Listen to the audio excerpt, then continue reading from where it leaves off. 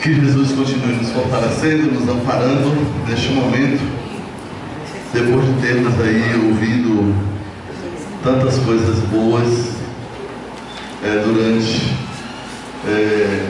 todo o evento, desde a sexta, ontem, hoje pela manhã. Sebastião aí com essa missão de nos lembrar que um dia todos seremos anjos, né?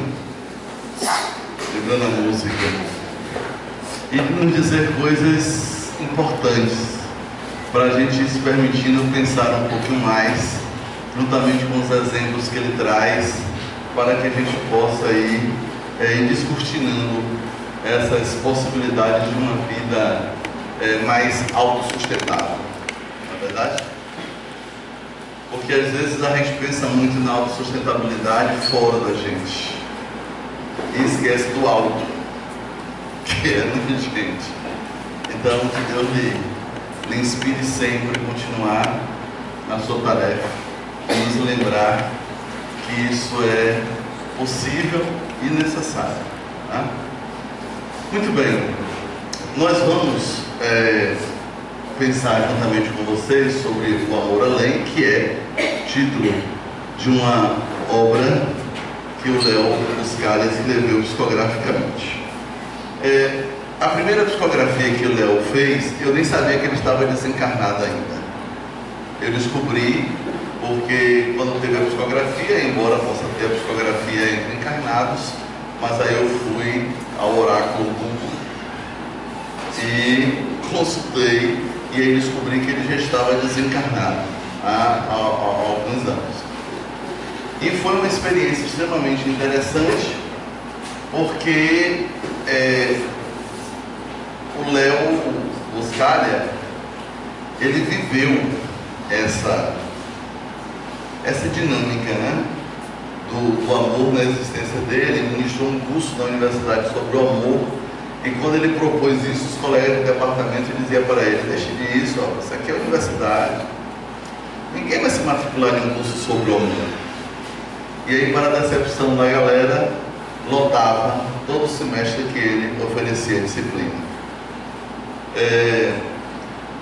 Lá na UESC, Universidade Estadual de Santa Cruz, onde também trabalhamos, nós oferecemos uma disciplina que é Educação Afetiva para a Terceira Idade, um projeto de extensão que temos na universidade, e todo semestre lota as vagas. E as pessoas ficam assim: nossa, mas por que a gente teve que chegar a essa idade para poder tratar dessas coisas? Não deveria ser ensinado desde criança? São reflexões extremamente interessantes, inclusive em relação à morte. Houve um momento no início que falar sobre morte para eles era um problema.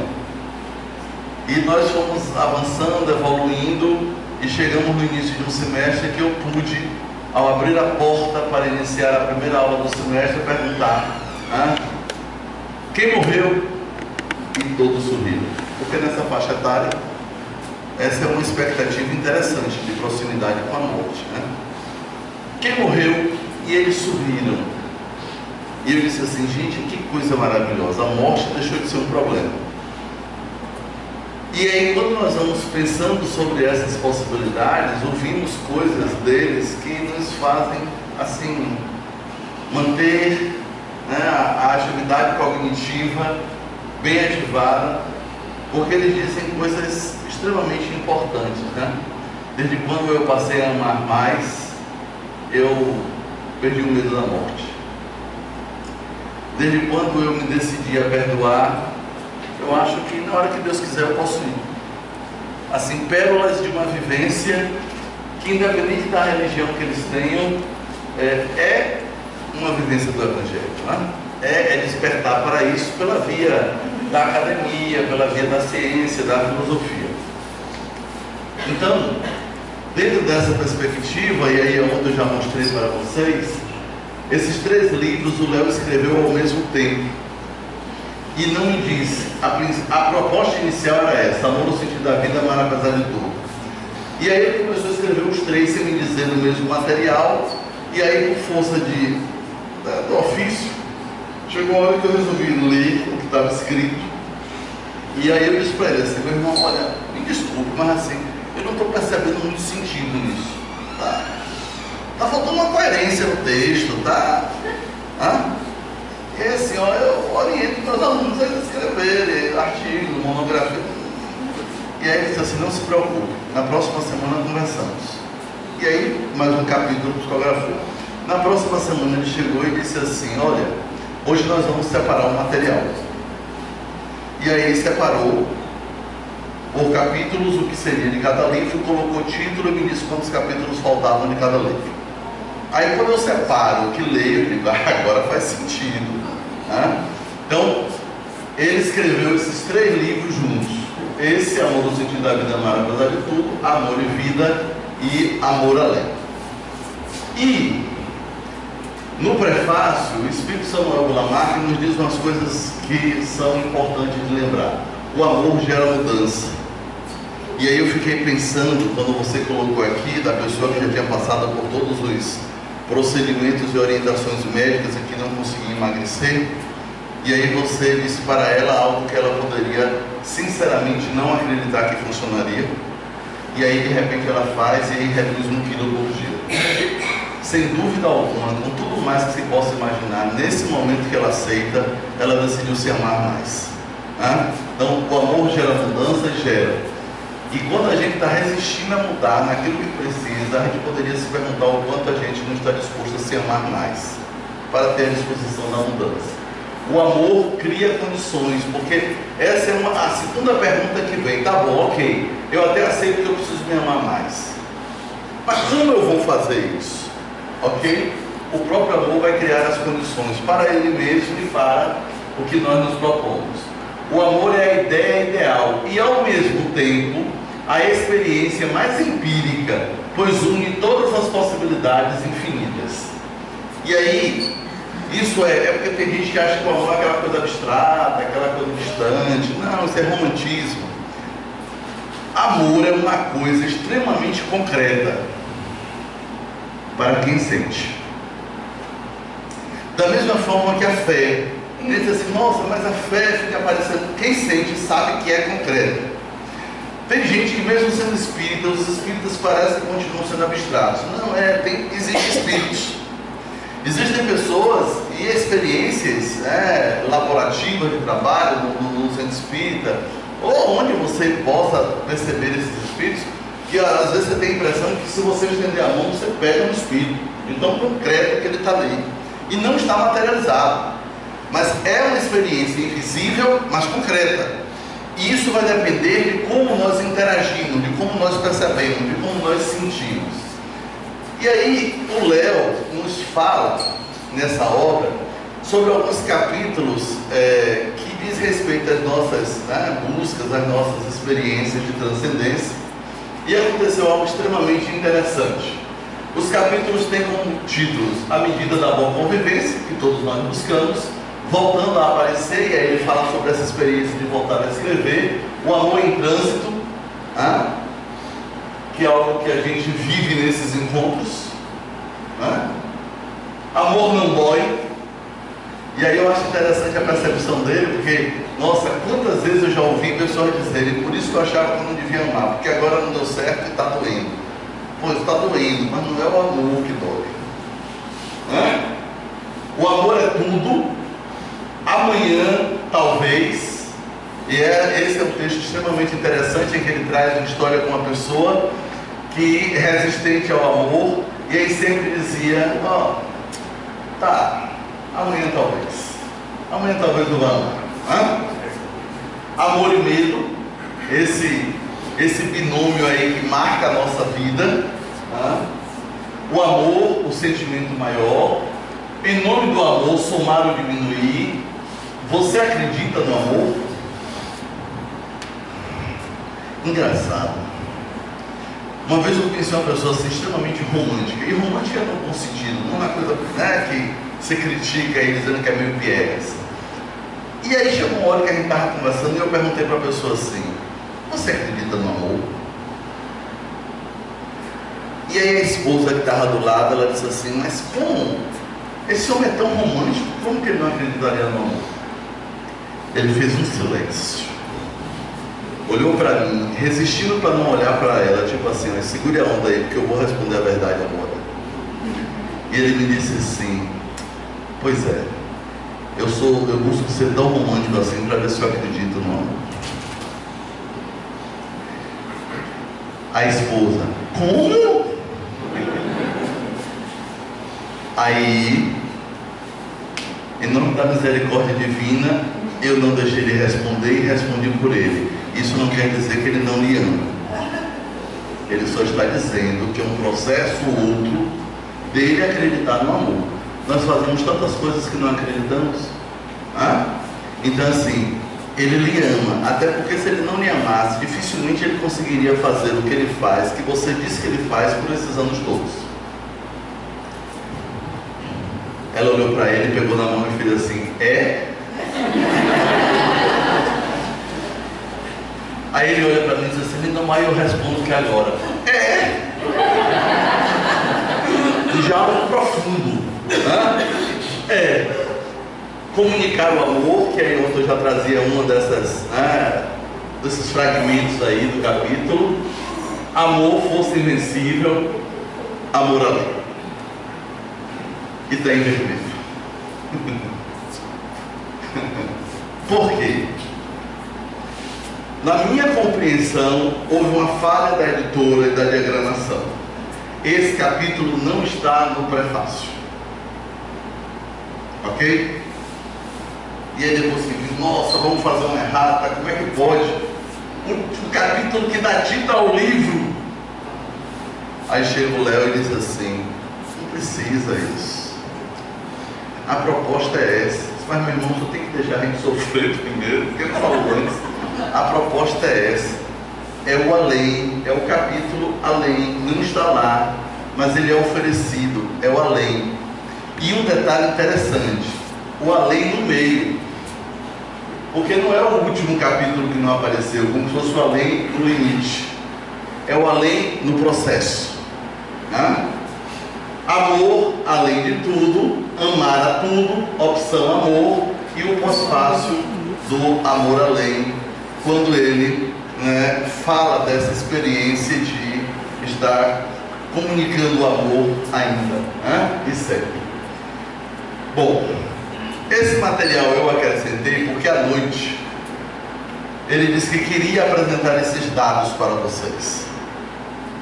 Os dados que eu vou apresentar do amor social está presente no livro Amor, o Sentido da Vida, Amar Apesar de Tudo, daquela pesquisa que eu falei, que ele fez no mundo espiritual, nos continentes, para ver como é que era essa relação. Então ele pediu, eu acrescentei. Então aqui vai ter uma função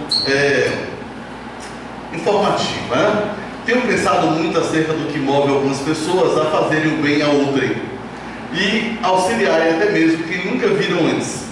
Mas os casos que interessaram, óbvio que não são os de quem simplesmente faz, ou mesmo faz com certo enfado. O foco do meu interesse está naquelas pessoas que realizam o bem ao desconhecido como alguém a quem amasse. Você que gosta de pesquisa, olhe a sutileza do problema que ele busca, tá? Que é o nosso grande desafio. Muito bem. Vamos um pouquinho mais. Aí ele nos diz: analisei os mais variados quadros pelo mundo, buscando inclusive ver o quanto do aspecto cultural e religioso era presente, ou mesmo determinante, para o meu objeto de estudo, e descobri algumas coisas que me permitiram chegar à conclusão que apresentarei neste capítulo. E aí ele trata de algumas questões, e eu vou mostrar aqui fragmentos do que ele pega e oferece de cada lugar, de cada território que ele for. Tá? Na Índia, por exemplo, a relação com a vaca, mamífero quadrúpede, é a de uma divindade. Entretanto, entre os próprios seres humanos existe um cruel sistema de castas, e classifico como cruel, pois desumaniza o próprio homem, impedindo mesmo que exista amor entre certas pessoas, devido à diferença entre as castas. Certas pessoas são consideradas imundas, não por não se higienizarem, mas por terem nascido em determinada casta. E aí vai lembrar que quando ele diz que a vaca lá tem uma relação de divindade, é um mamífero quadrúpede, ele não está fazendo uma analogia comprometedora, tipo assim, não tem que amar a vaca. Tem que amar a vaca sim. A vaca tem seu aspecto de divindade sim, só que o homem também. E aí é nessa parte que a gente acaba se equivocando. Aí ele vai para outro lugar e pesquisa na China. Com todo o controle de natalidade, basta ter nascido, se chegar a nascer em certo gênero, no caso o feminino, ou não mais estar no plano autorizado de número de filhos pelo governo chinês, e o amor é negado, a tal ponto que se indica a pena de morte. Aí a gente começa a pensar, e aí tem coisas assim, nossa, como pode? De que forma é isso? Para nós hoje, e você aqui dando graças a Deus que existe o WhatsApp, e a gente sabe que quando ele é bem usado é de uma funcionalidade fenomenal. E aí Lino ontem estava falando que indo para a China ele vai ter dificuldade de poder estabelecer essa comunicação, porque lá não é permitido, não é autorizado. Tem as pessoas que usam lá um app que permite fazer o Zig, mas quando eles descobrem bloqueio. O que nós temos hoje como tão natural para eles assim. Nós temos os nossos, o do resto do mundo não, então tem esse bloqueio. E aí são coisas que assim, nossa, vai lá. Tem um amigo que foi para a China e aí eles tentaram pegar um táxi e conversaram com o motorista, porque tinha uma pessoa a mais, se desse para apertar ali, se eles pagassem um pouquinho a mais, se ele levava. E o sujeito topou. Quando eles estavam entrando, a polícia chegou. E duas perguntas foram feitas: se foi o taxista que propôs ou se foram eles. E como tinha um chinês que estava com eles, se quem propôs do grupo foi o chinês que estava com eles ou se foi o estrangeiro.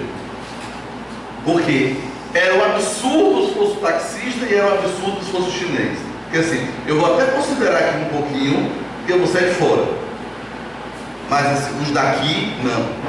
Vai comprar uma passagem para o trem, não fique de cabeça baixadinha de boné não. Tira, porque já é filmado, porque quando usam lá o aparelho para checar a passagem, já aparece sua foto, que foi filmada quando você comprou.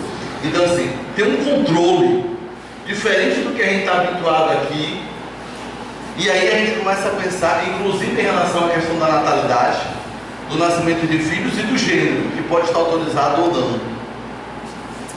E aí são questões extremamente diferentes do que nós vivemos. Na África, em algumas aldeias, frente à concepção e ao próprio nascimento em determinado período, deve-se abandonar a criança à própria sorte, pois a permanência dela seria motivo de azar. Portanto, não só a negação do amor, mas também o abandono atroz. E aí ele pegava os aspectos culturais e religiosos. E aí, com tudo que nós temos no Brasil, a gente ainda... Mas vamos um pouquinho mais.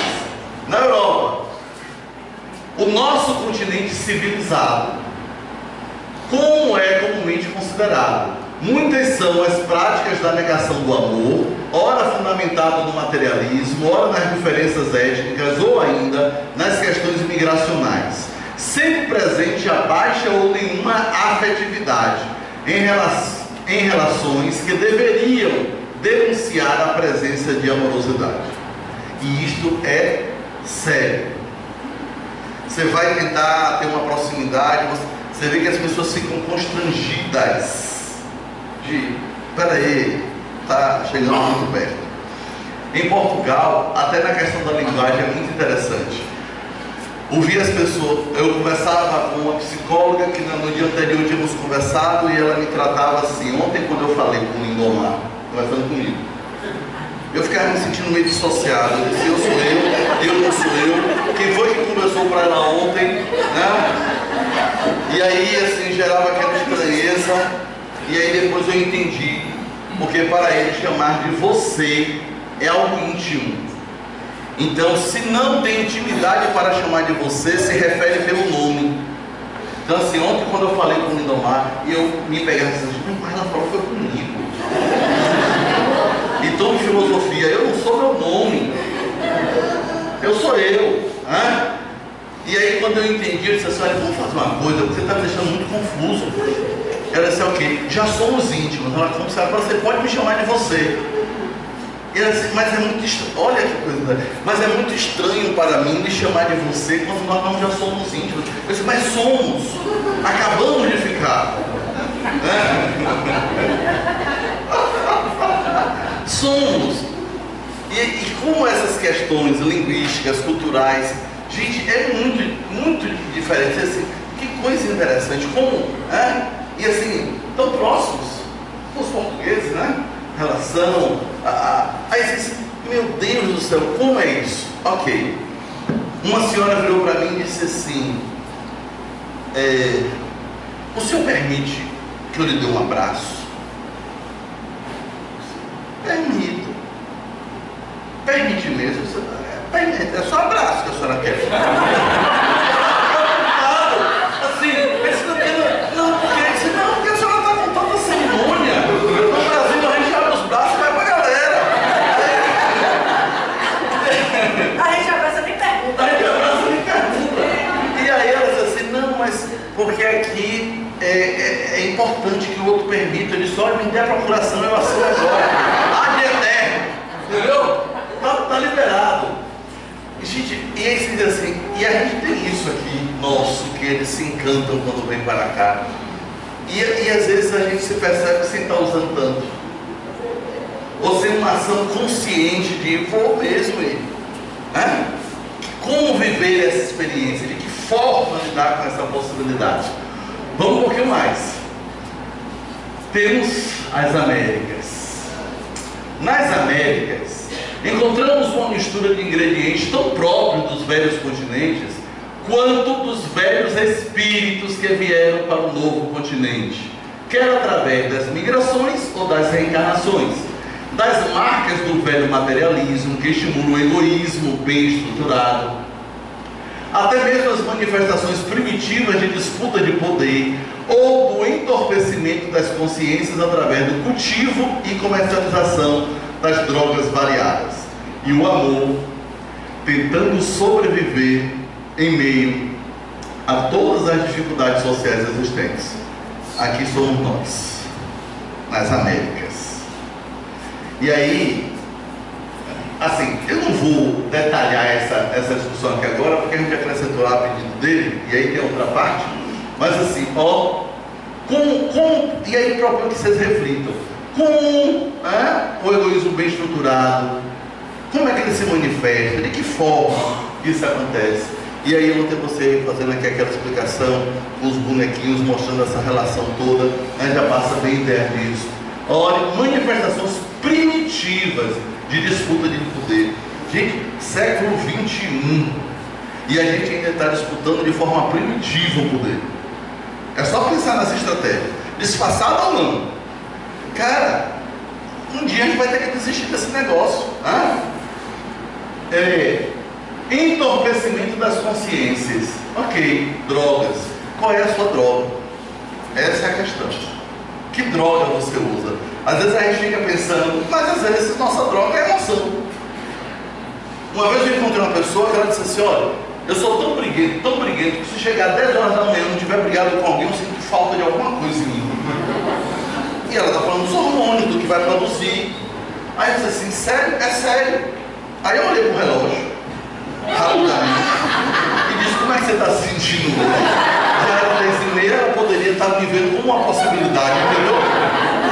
Aí eu ia fechar meu corpo, Aí ela sorriu e disse assim, não, relaxa, eu já briguei 2 vezes hoje. Aí eu disse, porque se você quisesse brigar, eu dizia, não vou não quero não, minha mulher não deixa não. Mas, que sério, assim, e a pessoa, e ela, olha que coisa fantástica, ela já consegue reconhecer, ela tem consciência de que tem uma dependência, de que precisa disso para ela se sentir bem, Mas assim, aí conclui com a síndrome de Gabriela. Eu nasci assim, eu cresci assim, e sou mesmo assim, vou ser sempre assim.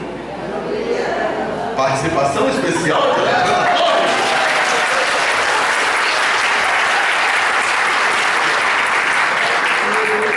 Muito bem. I love you. Aí você me responde, I love you too. I love you too, como nunca loguei ninguém mais lá. Muito bom. Pelo que o Lídia gosta disso. Ok, Oceania. Vemos, olha a perspectiva da Oceania. E aí lembra do tsunami, tá? Na Oceania, vemos predominantemente as manifestações mais primárias do amor através das sensações, do impulso básico, que em certos grupos é identificado pela experiência de dividir o que se tem nas experiências coletivas. Isso aqui dá pano para manga que não acaba mais, tá? Como que eu vou viver as manifestações primárias do amor através das sensações, desse impulso básico, em uma experiência de dividir nas experiências coletivas, ok? Vocês entenderam? Só intuição aqui, só na intuição. Muito bem. Aí agora, cumpri o que ele tinha pedido. Está dado aí as informações para vocês. Para a gente pensar nesses modelos de cada lugar, como cada lugar manifesta o seu amor. Aí eu posso pensar, como na minha casa manifestamos o amor, como no meu ambiente de trabalho manifestamos o amor, como na minha casa espírita eu manifesto o amor, no trânsito. Trânsito é um lugar especial para te manifestar o amor, tá? Então assim, em uma fila que está indo bem lentamente, no engarrafamento, como? Eu tive uma aluna, ela estava em um engarrafamento e a outra pessoa, de forma indevida, entrou fechando ela e ela disse deliberadamente, professor, eu pisei no acelerador e bati no carro dela. Ele disse, foi, com essa carinha de anjo. Aí ela fez. A mulher saltou, nervosa, batia no vidro para ela abrir. Você bateu no meu carro, ela fez. Eu estava com pressa. Eu também, meu amor. E você desrespeitou todo mundo querendo invadir aqui e me fechando. Agora vamos ter que esperar as duas. E aí ela me dizia assim, eu sou assim, professor, quando eu quero fazer uma coisa. Eu fiquei de cá assim, seu marido deve ser muito gente boa. Mas, ok. E ela disse assim, não, só não bati de leve, mas bati, amassou. Quando a gente pensa em algo assim, se a gente potencializar esse impulso nosso, o que eu posso fazer? Sério? E não é que a gente não tenha vontade. Tem. Quantas vezes a gente já se viu, né, agredindo uma pessoa, ou dando um tiro em uma pessoa, nem usa arma, mas se imaginou dando um tiro, resolvendo a situação assim. Se tudo que a gente falasse acontecesse, já pensou quantas pessoas a gente já tinha matado? Ah, morra, puf, caiu. E aí tem esse poder, né? Então assim, no dia que a gente conseguir usar esse poder, e aí a gente entende por que a gente ainda não consegue usar esse poder. Porque em usar de forma muito equivocada, a gente está aprendendo, e aí vamos aprender a amar mais, vamos nos espiritualizar mais, porque esse poder nós temos. E é isso que Sebastião tem dito o tempo inteiro. Temos um poder fantástico, vamos usar em nosso benefício. Mas se não, a gente já estaria muito mais comprometido se a gente conseguisse já, de forma imediata e absoluta, pensou, fez. Gente, o estrago era grande. E aí Deus, na sua sabedoria, vai dosando essa possibilidade, nos dando a condição de usar à medida da nossa transformação, da nossa evolução. Vai se aprimorando e você vai conseguindo utilizar. Muito bem. Aí temos aqui a proposta fundamental do amor além. Quem está disposto a amar mais? Quem está disposto a amar além? Quando Léo propõe isto no capítulo, ele nos chama a atenção para algo que parece tão óbvio, que parece tão simples, mas às vezes nós nos encontramos com dificuldade de amar aqueles que socialmente nós estaríamos, e espiritualmente, estaríamos na condição de ter que amar. Exemplo, filhos. E aí eu lembro de um amigo meu extremamente sofrido com o segundo filho, e ele dizendo: o primeiro eu amo tanto, se eu queria tanto o segundo, por que eu não consigo amar? E completamente constrangido, e ele dizia: eu não acredito que a minha boca está falando isto, porque assim, eu vou fazer um carinho, cara, parece que tem lá um porco espinho, eu não consigo fazer um carinho, e eu gosto de criança, então assim, quando eu chego que eu olho, eu sinto uma aversão. E aí falamos sobre a reencarnação, falamos da proposta de redenção espiritual da família, ele disse assim: pois é, eu tenho que pensar sobre essas coisas, porque eu estou sofrendo muito, eu já estou sem conseguir dormir, por que eu sinto isso? E eu olho para a criança, ele não conseguia ainda dizer minha filha, e não sinto vontade de fazer nenhum carinho. Como isso me dói. Beleza, vamos colocar no atendimento espiritual, vamos diluir essas energias, aí sugeri para ele uma técnica que ele pudesse fazer para ir vencendo essa distância que foi construída em algum momento. E aí por fim, uns 3 meses depois, a gente se encontrou e ele disse assim: pelo menos agora eu não estou sentindo mais aquilo, mas sinto que eu preciso construir a outra parte. E eu disse para ele: é isso mesmo, amar alguém é uma escolha. A gente está muito habituado a pensar de forma instintiva como funciona a paixão e a própria atração sexual, mas amar se escolhe. E o Léo defende isso quando ele nos mostra que nós podemos sim fazer essa escolha e fazer o investimento, criar a relação de pertencimento, expandir o nosso ser para que entre em conexão com o outro. E aí observe que quando ele divide o questionamento é porque tem uma diferença. Quem está disposto a amar mais? Quem está disposto a amar além? É diferente ou é a mesma coisa? Possibilidades de interpretação e aprofundamento da questão. Para isso é preciso sacrifício, muito esforço e renúncia, não é mesmo? Essa é a resposta de alguém que está em um grupo que ele estava trabalhando no mundo espiritual e que lançou essas 2 perguntas, relacionando amor a sacrifício, a esforço e renúncia.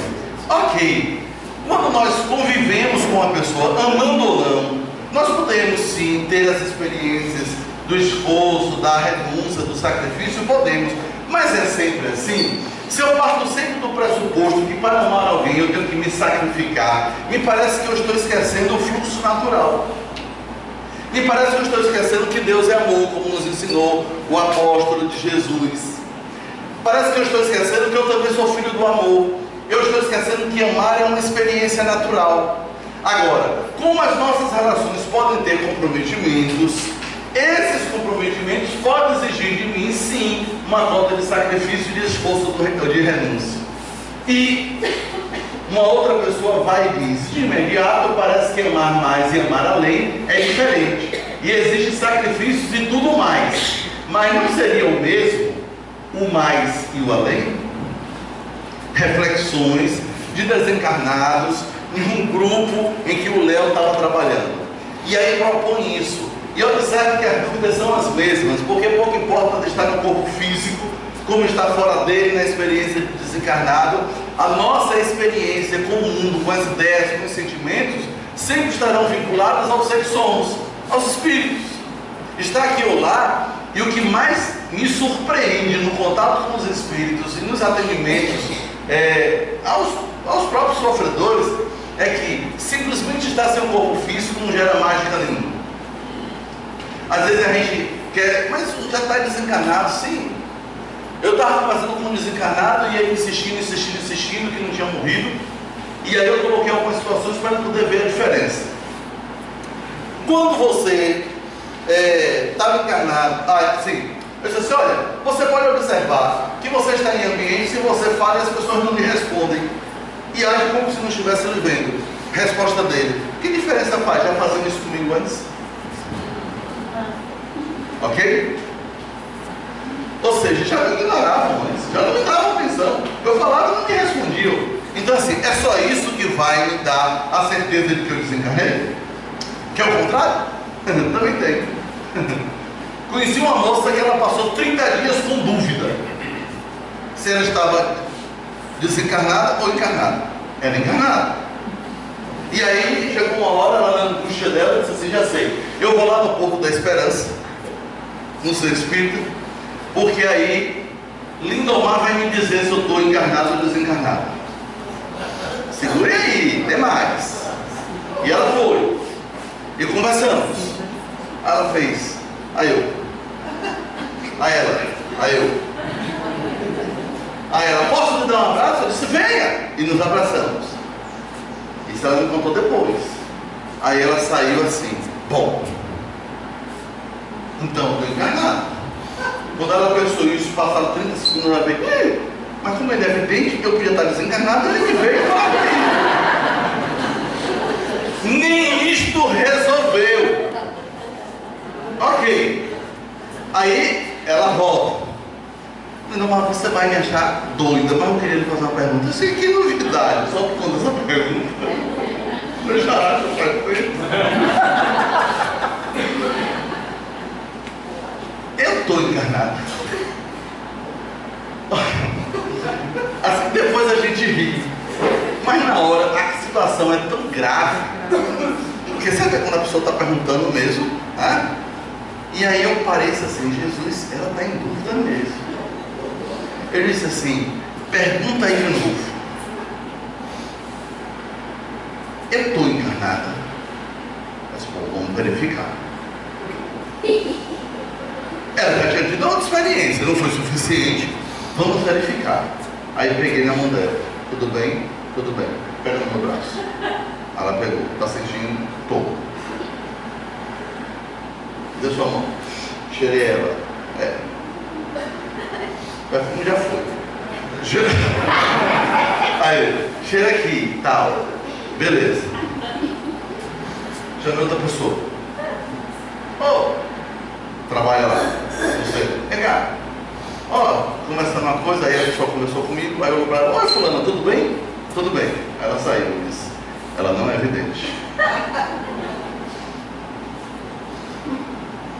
Ok. E aí? Bom, você acha que eu devo ir ao psiquiatra agora? De jeito nenhum.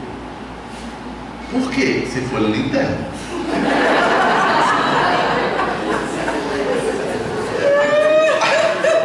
Simples assim. Simples assim. Quando eu disse isso, veja como é mágico a questão do entendimento. Aí ela fez assim: então estou encarnado. Mas contado depois, fica engraçado.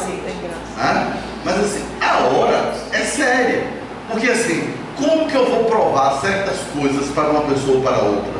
A depender do nível de dúvida da pessoa. Como eu vou? De que forma eu vou materializar isto? Vai para a questão do amor. Você me ama, eu me amo. Mas prova que você me ama. E aqui agora eu não estou usando aquele recurso típico do machismo que chega para a menininha e diz: eu quero ver se você me ama, me prove quando eu quero fazer sexo com ela. Não é isso. É assim: me prove que você me ama. Como é que eu vou provar isso? Como é que eu vou provar isso? Porque qualquer coisa que eu possa dizer, eu vou falar que eu lhe amo. Sim, mas você pode estar mentindo. Olha, mas o que eu faço? Não, o que você faz, qualquer coisa, se qualquer pessoa que não amasse podia fazer. Vai esvaziando a nossa capacidade de provar para o outro. E aí o Léo diz que, olha, a forma mais fácil de provar que ama é viver o amor. A vivência amorosa. Viver o amor é a maior prova que eu posso oferecer, quer seja para os existencialistas, quer seja para os fenomenólogos, quer seja para os essencialistas, quer seja para os sociólogos, até para os materialistas. Vivendo, oferecendo E aí Samuel coloca a questão do empírico. Demonstra isso.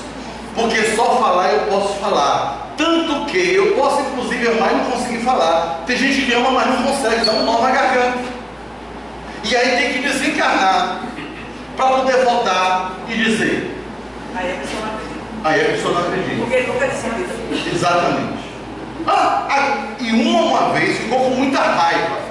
Ó, seu marido está dizendo aqui que, embora ele nunca tenha me dito, mas ele quer que você saiba que ele sempre me amou. Sabe o que ela fez?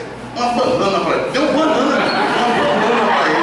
Agora que morreu, ele vem para cá dizer que me ama. Não, não quero saber mais não. E aí eu fiquei assim, porque médico, o problema do médico é que ele fica no meio da confusão toda. Aí assim, gente, eu achei que ia ser I love you, não foi I love you.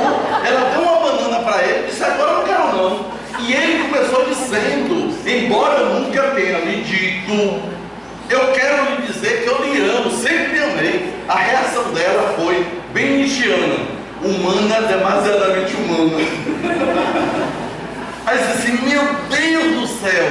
Aí eu disse, aí eu fiquei no efeito, no choque, né? E ele veio e disse assim, e o senhor não vai fazer nada? E sou eu que tenho que fazer alguma coisa, meu irmão. Aí a mulher nervosa, aí eu disse para ela assim, ó, tenha calma, que bom que ele mudou. Agora, depois que morreu, você sabe quantos anos eu vivi com ele? Não. 38 anos com aquele infeliz, ele nunca me disse uma vezinha que me ama.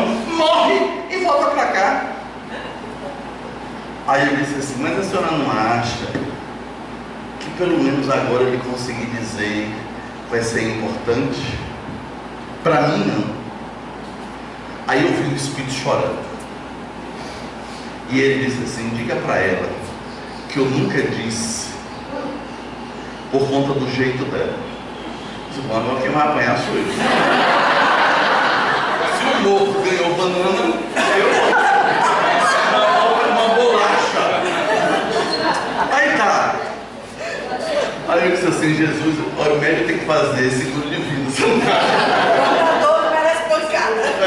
Aí ele disse assim, ó, ele está dizendo que ele nunca lhe disse por conta do seu jeito. Agora a culpa é minha. Não, senhora, ele só está compartilhando com a senhora o sentimento dele. Que fique com ele lá no caixão. No caixão, tá? Aí eu disse, olha, então tá, eu acho que não tem porque continuar essa conversa, né? Ela disse assim, ele está falando alguma coisa? Ai, não quer, mandou embora, mandou pro caixão, mas queria saber se ele estava mandando alguma coisa. Aí eu disse, tá. Aí ele disse assim, meu medo sempre foi de quando eu dissesse para ela o que eu sentia, ela me respondesse como era habitual ela fazer com os filhos. Para de besteira, você deve estar querendo alguma coisa. E eu nunca quis ouvir isto, porque eu ouvir ela falar para os meus filhos já me fazia sofrer. Então eu me resguardava. Nesta hora ela baixou a cabeça, a emoção visível, e ela disse assim, ainda hoje eu digo isso.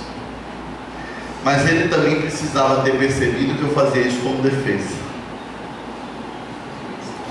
Gente, chega uma hora que não dá para querer ver quem tem razão. A gente tem que escolher por ser feliz. Tem gente que leva uma vida inteira querendo ter razão e esquece de ser feliz. Ela tinha os motivos dela e ele os motivos dele. A partir do momento em que a gente resolve ir além, a gente tem que abrir mão disso. Já passou, passou. Foi por isso? Foi por isso. Não espera não ter mais coisa disso não. Decide daqui para frente. O que já aconteceu eu não posso mudar, mas eu posso mudar daqui para frente.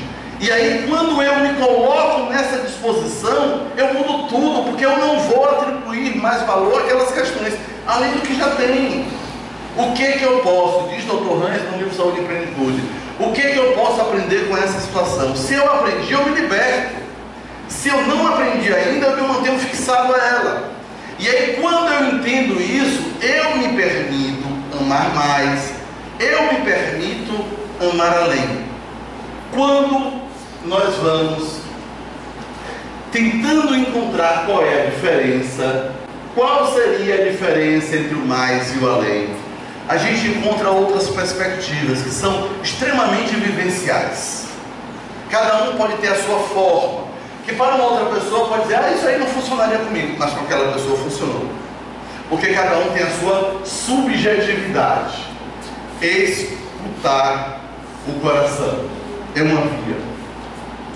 Ame mais.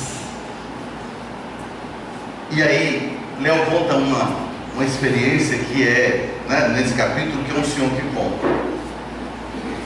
Quando perguntam, né, qual é a diferença, aí esse senhor, que estava extremamente calado durante lá a discussão, ele resolve falar e diz assim, escutar com o coração. E ame a mais. Essa foi uma frase que a esposa disse para ele quando ele estava com sérios problemas com a filha adolescente. Ele disse que antes era tudo bem. De repente, a menina mudou o comportamento e aí só tinha desentendimento, só tinha discussão, só tinha sofrimento. E aí, num dos embates lá, a filha dizendo que ia sair, ele querendo discutir se ia ou se não ia. E a menina sai, e aí ele pensando alto diz, ai meu Deus do céu, eu não sei o que fazer mais. E aí a esposa, sabiamente, como se estivesse pensando alto, diz para ele, ame-a mais. E ele disse que aquilo penetrou nele sem qualquer resistência, porque a pergunta dele foi autêntica. Eu não sei mais o que fazer com esta menina. A porta estava aberta. No coração. Se quiserem uma referência teórica, Henri Ballon, médico francês, um dos interacionistas, ele afirma que a aprendizagem do conhecimento se adquire pela via afetiva. Se eu estou aberto para aprender, se eu busco uma relação afetiva positiva com quem está ali, me ensinando ou compartilhando comigo, eu posso aprender facilmente uma coisa difícil. Mas se eu tenho um bloqueio emocional com a pessoa, mesmo que ela tente me ensinar uma coisa fácil, eu terei dificuldade para aprender, para compreender. E aí, quando a gente começa a pensar sobre isso, na experiência desse senhor, aí pensa assim, gente, quanta coisa eu poderia ter facilitado. Quantas vezes eu escolhi não aceitar. Quantas vezes eu escolhi de pirraça, de birra, dizer, pois agora comigo vai ser assim. Bateu, levou. E a gente vai mantendo essa relação de forma sofrida até quando? Por quanto tempo nós vamos fazer isso? E às vezes a gente espera a pessoa desencarnar para adquirir a condição de dizer para a pessoa, o corpo no caixão. Foi difícil, mas eu lhe amo. É isso mesmo? Eu poderia ter feito uma escolha melhor. Eu poderia, e a gente fica assim tentando lembrar do nosso passado, né? Olha que coisa legal. Eu estava pegando um caramba, pré-adolescente, e tinha um amigo muito querido, ele já está na espiritualidade. E ele queria tanto ir quanto eu. Na hora que duas pessoas já tinham entrado no carro, que eu fui entrar no carro, um pé dentro, outro fora, eu lembrei que ele ia ficar. Eu saí para ficar com ele. No que eu saí, ele entrou e foi. Beleza? Legal. Só tem um detalhe. Eu ficaria sozinho na boa. Isso não me incomoda. Mas eu sei que incomodaria ele. Eu iria andando, na boa. Eu pegaria uma outra carona, na boa. Eu tinha grana para poder pegar o ônibus, na boa. O que estava ali claro na minha cabeça? Eu iria ficar para ficar com ele, mas não era uma exigência que ele ficasse comigo. Se fosse, a amizade tinha acabado ali. E aí quando ele entrou, que o carro saiu, que ele olhou, que eu fiquei fora, eu queria que vocês vissem o rosto dele. Eu não sei onde ele achou que eu ia entrar. Mas assim foi. Aí eu fiz para ele, beleza. No primeiro momento impacto, tipo, ele não percebeu que eu ia ficar por ele, beleza. Depois eu disse, na boa, eu nunca me incomodei com isso, ok? Aí no outro dia ele morrendo de vergonha, e eu disse para ele, rapaz, e sem querer puxar o assunto, porque constrangido, é para minha cara, você está incomodado por ontem, né? Porque ficou mal, relaxa, eu ia ficar porque eu sei que você não vai ficar sozinho, só por isso, mas na boa, você foi, não, mas eu nem pensei, isso é assim mesmo, tá boa, rapaz, nós somos amigos, se uma carona for acabar a nossa amizade, esse indivíduo, bom, nos tornamos adultos, jovens, e aí ele desencarnou. Ele foi assassinado. Aparentemente gratuitamente. O irmão dele tinha brigado com alguém, se desentendeu, e aí ele soube que esse sujeito estava na praça pública, lá perto do local que ele trabalhava, que ele se tornou o cabeleireiro. E aí ele foi conversar com o cara que era para dizer, rapaz, deixa disso e tal. Quando ele chegou perto, ele disse, ó, eu queria falar com você. O cara puxou a arma e fez vários disparos dele. E aí o meu contato, um tempo depois com ele na mediúnica, que ele apareceu, a minha doutrinação, o meu diálogo com ele, não foi ele é um desencarnado, meu irmão. Meu irmão não, foi aqui amigo. E aí quando eu ouvi, e aí veio, não, mas tem um espírito ali que quer conversar com você. Normalmente eu não vou, eu digo, não, pega outra aí, tá? Já tem alguém lá conversando com ele, que às vezes é estratégia pura. Mas nessa hora eu senti vontade, quando eu olhei que eu vi, ele falou, rapaz, eu não estou acreditando que você está aqui. Eu acho que a média ficou toda confusa. Rapaz, como é que pode você estar assim? Você é uma pessoa boa, e aí foi mesmo. Não, aí você fala assim comigo, eu fico com vergonha, mas fique mesmo. Fique com vergonha. Que pena que eu não lembrei naquela hora, porque ele diz assim, eu aceito você ter ido na carona, mas não aceito que você está sofrendo. Você é uma pessoa boa, e era mesmo, gente boa. Aí, eu sempre lembro do Evangelho, se fosse um homem bom já teria morrido, ele foi, eu estou aqui ainda, né? Aí assim, aí conversamos, aí ele me falou da dificuldade que ele estava tendo, né, das saudades das coisas. Conversamos, beleza. Não, eu vou com eles, beleza. Passamos 3 meses, olha de novo na reunião. Aí eu fui, mas não consegui ficar. E eu estou falando de uma pessoa boa. Ele tinha deixado umas coisinhas lá para resolver no campo do coração. E aí, eu queria que você dissesse isso para minha mãe. Rapaz, sua mãe acredita nisso? Não, se você falar, ela vai acreditar. Então tá. Aí eu queria que você dissesse isso para minha ex-namorada. Eu queria que ela ficasse com isso. Pronto, beleza. Eu falo, agora sim, olha, não fico falando tão mais repetida ipsiliter não, eu vou dizer. Mas gente, incrível. No dia que nos encontramos, eu consegui dizer, palavra por palavra, o que ele tinha dito. E depois disso ele ficou bem. A bicicleta dele foi para ela, como ele queria, as coisinhas, pode pegar minhas coisas e doar, de preferência para quem não tiver nada, tudo, a mãe cumpriu tudo direitinho, foi, e aí ficou de boa. Mas assim, aí você fica se perguntando, há uma disposição nossa para amar mais? Em que hora nós somos solicitados para amar mais? Quando a quantidade de amor que a gente está dedicando às pessoas não está funcionando. Só que aí, quando tudo ficou bem entre o pai e a filha saiu e foi vítima de um atropelamento fatal porque a pessoa invadiu o seu. E a filha desencarnou. Ele sofrendo profundamente. Ele pisando alto mais uma vez. Ele disse, mas logo agora que eu aprendi a amá-la mais, vai acontecer isso com ela, chorando. E aí a esposa disse para ele, ame-a além. E aí o além tem vários sentidos. Além, no além, mundo espiritual, além do que já ama. E entendermos essa relação que nos leva a essa construção afetiva sólida, pensada, refletida, uma escolha, portanto, nos mostra a perspectiva que temos, que trazemos em nós, de transcender ao que está posto, de viver as situações que nós construímos ou atraímos para nós. Quantas e quantas vezes, por não nos permitirmos amar mais e amar além, a gente fica preso a determinado conteúdo, fica preso a determinada situação, e tem coisas que a pessoa nem imagina que pode ter nos maltratado ou nos feito um mal que a gente considera. Para ela não foi. Um estuprador sendo entrevistado, e aí perguntamos para ele: por que você fez isso? Resposta dele: doutor, o senhor sabe como uma mulher é. A mulher diz que não, mas quer. Ok? Beleza.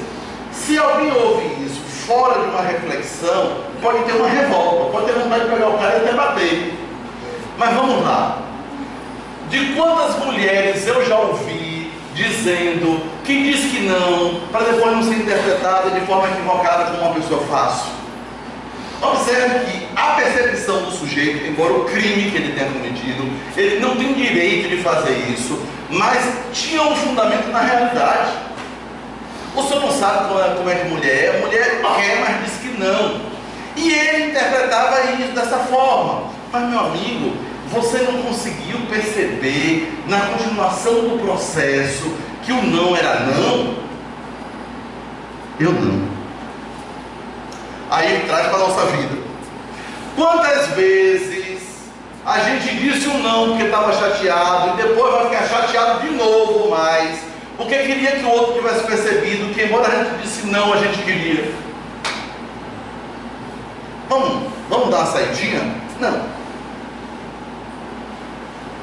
Só porque eu disse um não, você não insistiu? Você não perguntou de novo? Você não...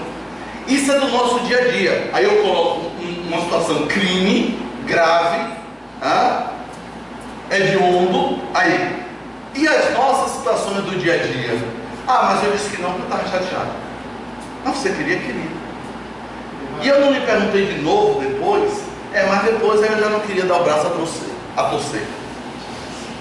Somos nós, nas nossas questões, nos nossos medos, nas nossas inseguranças. Ei, abre mão disso, vai além, experimenta de forma diferente, exercita a humildade.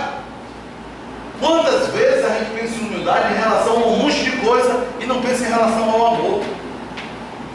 Uma vez uma pessoa me disse assim: eu não sou de dizer que amo. Minha esposa disse que é porque eu sou muito orgulhoso.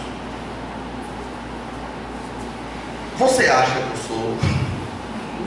Rapaz, se eu fosse você, eu pensava sobre o que sua esposa disse, porque ela me conhece melhor do que eu. Então assim, ouça, escute ela, experimente. Mas você acha mesmo que por orgulho eu posso não dizer que amo? Pode. Então assim, como eu vou me permitir viver essas relações? Frase tão curta e libertadora: a dor mudou, disse-nos o homem. A razão, a compreensão e o amor preencheram meu coração. Descobri dos 14 aos 17 anos da minha filha que tanto podemos amar mais quanto amar além, e que não consegue amar mais jamais vai amar além. Na experiência dele, ele viveu. E aí fica a questão para nós. E nós buscamos de que forma fazer esse exercício do mais e do além? É preciso se dispor a amar mais, principalmente em meio aos problemas, nos diz Léo Buscaglia, dificuldades e conflitos, para assim ter a condição de amar além até mesmo da morte. Quer seja nossa mãe, quer seja nosso pai, nosso irmão, nosso cônjuge, nosso vizinho, a sogra, quem que nós nos experimentamos? Eu lembro de uma pessoa que sofria muito porque engravidou e não queria, mas não quis tanto, e aí durante o processo da gravidez teve um aborto considerado clinicamente como natural. E aí a grande dor da pessoa era: e agora que não nasceu, como eu poderia mudar aquela reação que eu tive? Compreenda, se perdoe. Você falou do perdão, não foi? Ah, foi aqui, não foi? João. Aí assim, se perdoe, busque estabelecer uma relação diferente. Olha, ele continua, ele pode voltar. E aí a pessoa diz assim, gente, mas é porque estava difícil. Sim, isso é compreensível, estava difícil. E aí, quando a gente começa a observar sobre outros aspectos, a gente percebe o quanto é possível fazer um pouco mais. Ame, diz o Léo Buscaglia, o suficiente para não se arrepender de não ter amado mais, na hora em que precisar amar além. E essa é uma questão tão importante, tão crucial, porque assim, a gente pode se preparar para um monte de coisas. Nossa, existem pessoas que são mega prevenidas, bem planejadas, assim, bem racionais, organizam tudo. Aí de repente a gente se pega em uma situação que você diz, e agora? O que vai falar mais forte aqui agora? Eu me preparei todo, menos para isso. Uma pessoa me contou algo assim, que tinha um baita problema com o pai. E aí passava, sei lá, 30 anos sem se ver. E ela alimentava muita raiva por conta disso. Esse um belo dia, ela teve um encontro com o pai, sem ser planejado, sem nada. Ela nem sabia, tinha ido no hospital, visitar uma pessoa, e chegou lá, o pai estava internado na cama do lado. E em estadozinho terminal. Maravilha. E aí ela disse que ficou na dúvida, fala ou não fala? Vou lá ou não vou? De que forma eu vou lidar com isso? De que maneira eu vou estabelecer essa conexão? E aí, ele estava dormindo quando ela chegou, ela fez a visita que estava e vivendo aquele conflito, e agora faço ou não faço? E ela disse assim, chegou uma hora que do jeito que eu sou, arrumei a cabeça e tal, só vou fazer a visita rápida e saio, ele dormindo ainda, e aí a gente não vai ter, porque eu vou ter a desculpa de dizer que eu não quis acordar. E aí quando ela estava ali, que aí começou a se despedir da pessoa, ela ouve a voz: minha filha, eu acordei. Ela me disse que por um instante assim faltou chão, faltou tudo. Ela disse agora. E ele me chamou de filha. Disse que foram segundos assim, olho no olho, falo não falo, respondo não respondo, saio correndo daqui. E aí ela olha para ele com os olhos cheios de lágrimas, e diz para ela assim: pode se aproximar, minha doença não é contagiosa. Ela disse que aqueles 3 passos que ela deu foram os 3 passos mais difíceis da vida dela, talvez mais difíceis do que quando estava aprendendo a andar. E ela disse que assim, o que é que eu falo agora? E ela disse assim, nossa, como eu tenho tudo sob controle?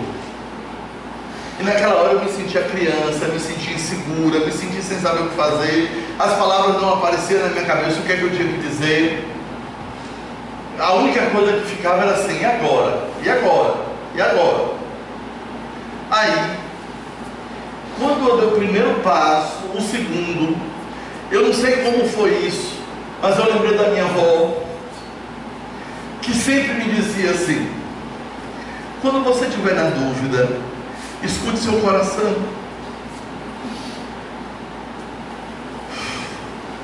Eu me aproximei dele, ele me deu a mão, eu olhando para aquela mão que eu quis tanto que estivesse perto de mim sempre, e estava ali estendida para mim, e eu me perguntando assim, pego ou não pego?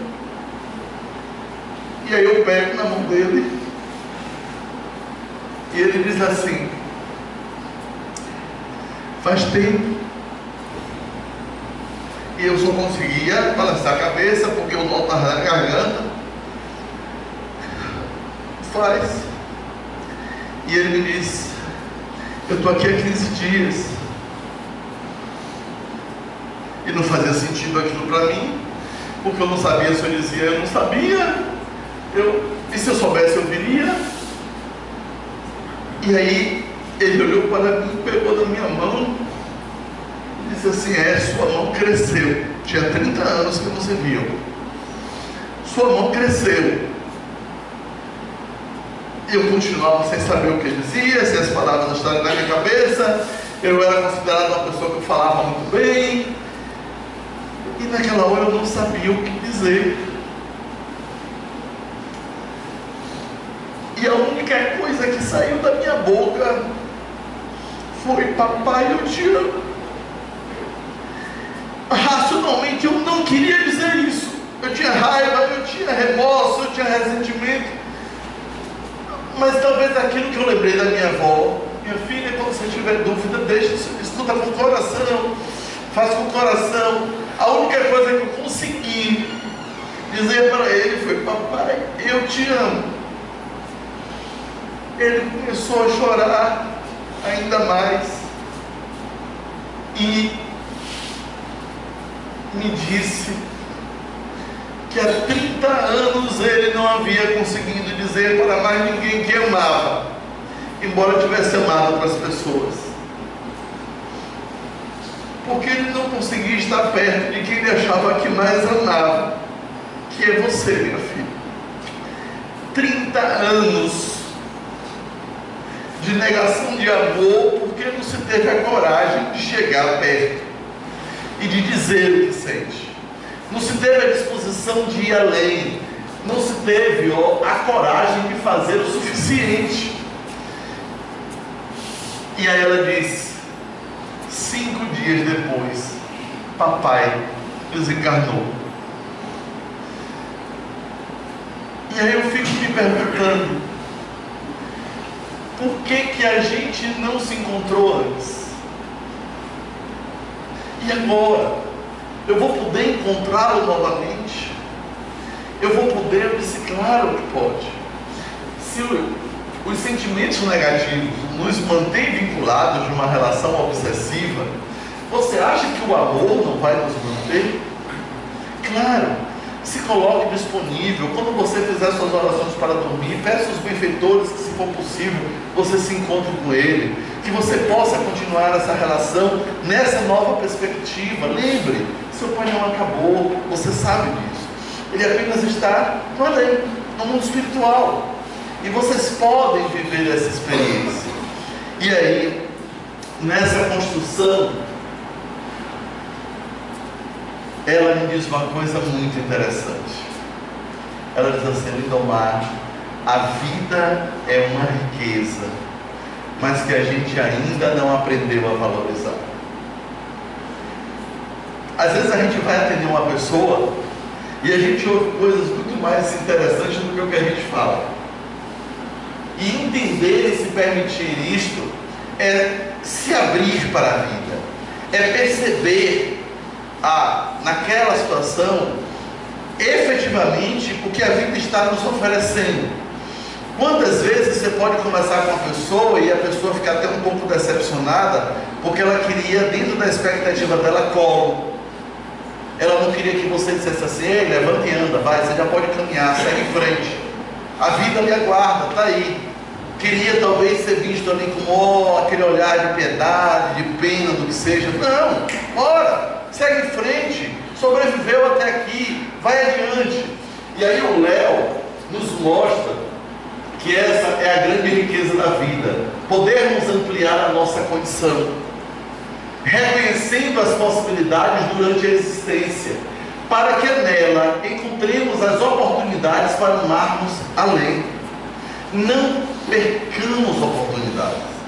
Podemos viver essas experiências, sim, além do esperado, além do combinado, além do pretendido, além do lugar, além do momento, além do exigido. E por que não além do além, minúsculo e maiúsculo? E por que não além do próprio mundo espiritual, na perspectiva de outras encarnações, em outras dimensões, o que seja, viver essa experiência, buscar lidar de maneira positiva com os acontecimentos. E aí eu disse para essa moça: minha filha, não lamente os 30 anos que passaram, porque certamente a semente pode achar que a cova, né, onde ela foi ali depositada para germinar, escuro, mas ela buscou a luz do sol. Nós podemos buscar não os 30 anos que passaram, mas os 300 que vêm pela frente, os 3.000 que virão pela frente. E essa é uma perspectiva de esperança. Não lamente, aprenda com o que aconteceu e siga adiante. E isso nos dará a possibilidade de uma vida nova. Isso nos permitirá podermos observar que quando amamos verdadeiramente, amamos além da existência, da morte, da desencarnação, considerando a diferença dos conceitos entre morte e desencarnação. Morte para a expressão biológica, desencarnação para o espírito, além do corpo, do próximo corpo, do gênero, da etnia. E aí Léo nos convida para pensarmos em todas as perspectivas que podem parecer que sejam limitantes para nós, além da religião ou da ausência dela, da condição financeira, social e política, do vínculo consanguíneo e apesar da idade, da condição física, dos vícios. Nós podemos sim construir uma possibilidade de uma vida nova e muito mais significativa quando tudo já feito em nome do amor parecer que não deu certo. Sinta o amor além. Mas eu já fiz de tudo. Não, ainda há a possibilidade de ir além. Siga adiante. E aí, de que forma eu vou poder fazer essa elaboração? De que forma eu vou poder ampliar a minha condição? Quando Sebastião está aqui falando, e aí ele vai dizendo, nos chamando a atenção para essa relação cósmica que temos, acima de tudo tome consciência que isso pode acontecer, que isso pode, e no nosso dia a dia, você vai dar um abraço de uma pessoa, não encoste só o seu corpo, vai inteiro, é espírito, sua energia, expanda a sua energia cardíaca, troque, você vai potencializar. Mas eu estou precisando, mas todos temos. Se eu vibro nessa direção, eu não só vou receber mais, como eu potencializo a minha, e ela vai ficar, porque o processo de assimilação vai ser mais significativo. E aí, quando nós vamos nos percebendo nesse cenário, nós podemos observar nas contribuições que o Léo nos oferece, o quanto verdadeiramente nós podemos perceber a grande descoberta existencial. Amar não dói. Estou amando voltar a aparecer para vocês, nos dizem. Léo é um espírito que ele ama a gente, ele ama contato com as pessoas. Teve uma experiência extremamente interessante em Votuporanga. Mesmo falando lá sobre uma questão que não estava limitada ao livro, ele presente, envolvendo, participando do processo, e aí, após a palestra, no intervalo, as pessoas querendo lá, fizeram uma fila com um abraço, uma dedicatória, uma coisa, e aí ele chegou perto, e aí me perguntou assim: o senhor permite que eu abrace as pessoas juntamente com o senhor? Sabe? E esse, que fenômeno fantástico. À medida que ele foi abraçando as pessoas, o que acontecia ali, o que as pessoas falavam, pensando que estava falando para mim, mas dizendo para ele. Coisa do tipo assim: eu era adolescente e estava pensando em me suicidar. Eu li um livro do senhor, porque ele escreveu antes, quando estava encarnado. Eu li um livro do senhor e passei a me amar mais, e nunca mais tive ideia de suicídio. Coisa do tipo assim, ele vindo e emocionado do lado, e eu, na minha descrição ali, tipo, né? E assim, mas um fenômeno fantástico de pessoas que dizem para ele assim: nossa, quando eu estou com problemas e tal, eu li os livros dele, pensava nele, e a impressão que eu tinha é que ele vinha conversar comigo, e do outro dia eu estava bem. E aí, quando ele está escrevendo, a vibração de amor que eu sinto dele é algo. Um dia ele me disse algo que eu não consegui parar de chorar por 30 minutos. E algo assim, ele tinha combinado, a gente tinha combinado o dia, a hora da escrita e tal, e por 3 vezes consecutivas eu não pude. Eu disse: eu tenho que terminar de corrigir essas provas, eu tenho que lançar isso, eu tenho isso aqui de algo profissional. A primeira ele, ok, a segunda tudo bem, na terceira eu já dava Eu disse, ó, me desculpe, mas... Aí ele virou para mim assim e disse assim, isso, gente, eu lhe compreendo. Mas foi uma energia de amor tão grande que me envolveu, que antes eu tivesse psicografado falar, porque eu fiquei chorando 30 minutos, eu não conseguia parar de chorar, não conseguia corrigir os trecos que estavam lá. E aí assim, e aí eu disse para ele assim, olha, eu conheço um bocado de médico, até lhe dou nomes, que adoraria receber seus textos, e que talvez tenha mais disciplina, mais disponibilidade. E aí a gente lê ele dos médios dessa coisa toda, mas parece que na hora da prática, né, ele disse assim, o senhor não pode esquecer que os espíritos também têm suas escolhas, suas preferências, suas idiosincrasias. E óbvio que ele não estava fazendo elogio nenhum. Ele estava falando de lei de afinidade, ele estava falando de sintonia, de concepção de pensamento, coisas objetivas, concretas. Aí, quando a gente pensa, por exemplo, um parênteses, ouvindo o Sebastião falar, então a gente não sabe se é ele ou se ele está estudando o pensamento dos espíritos que ele estudou, pela afinidade com o pensamento. E aí tem horas que ele mesmo percebe isso, e ele diz assim, não sou eu que estou dizendo isso não, Joana de Ângeles disse isso, talvez você assim. Não, mas ele dá a referência. Mas quem ouve tão internalizado no processo, pela identificação com o pensamento quando está lá, que é assim, de quem é mesmo o pensamento? Porque eu posso citar algo do outro e fica evidente pela minha fala que assim, ó, isso que ele está dizendo é ele. Eu até gosto, mas não é meu ainda. Essa apropriação, né, espiritual da ideia do conhecimento. E aí a partir desse dia eu consegui me virar nas madrugadas. E aí eu interrompi mais uma única vez os horários combinados. Eu acho que como ele estava disposto a amar mais, ele me amou além. Porque assim, é muito bom depois que o trabalho está feito. Mas quem produz sabe, né? O como a gente tem que lidar com isso e com os próprios movimentos internos. E aí ele propõe, sinta o meu amor.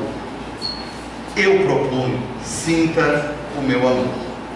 E se nós nos dispusermos a sentir esse amor, ele vai dizer, sintam o seu amor. E digo eu, sintam o seu amor. E sentirmos o nosso próprio amor é uma experiência grandiosa. Vai como onda, sabe? Vai tomando o nosso corpo todo, vai nos envolvendo. Dá uma sensação incrível. Sintam o amor que está no ar. E nós agradecemos profundamente aos espíritos amigos que contribuíram para que todo o evento fosse como foi.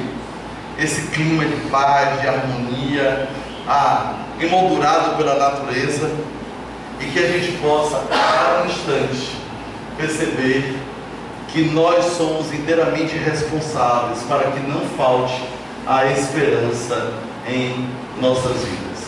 Nosso amor com gratidão. Muito obrigado.